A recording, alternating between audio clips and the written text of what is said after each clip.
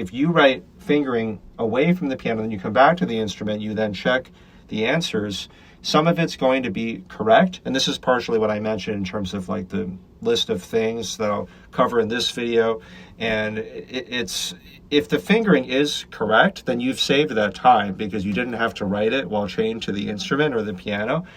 If the fingering is incorrect, though, you always learn something new. And either you learn something new about your hands or about the layout of the keyboard. So for instance, just when I started doing this exercise, and I've written tons of fingering, I had this figuration where I was going to play 5-2-1, and then I was going to play 4-2-1, and then substitute my ring finger then for 5, or the pinky.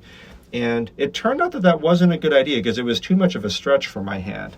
And I thought, fascinating that I've played all this time and written all this fingering, and I never knew that. And it's just because I relied on the instrument too much. And the instrument really is the answer key in this case. So because I looked at the answer key too quickly, I had never allowed myself to learn, like, oh, actually, like, I think like it should be this without the use of the instrument. And now I have this knowledge as a result of not overly depending on it. Now I know that this particular fingering for this figuration can't work. So not only have I fixed this fingering, I have that knowledge where I'm never going to make the same mistake again with similar passages.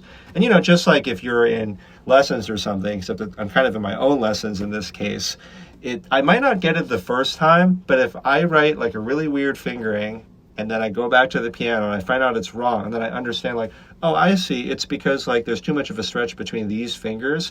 And let's say that happens, let's say 3, 4, 5 times across a certain time span, then I'm eventually going to get the message to myself like, oh, I get it. Like, I just can't use this figuration in this situation. And that will then become a part of my fingering knowledge.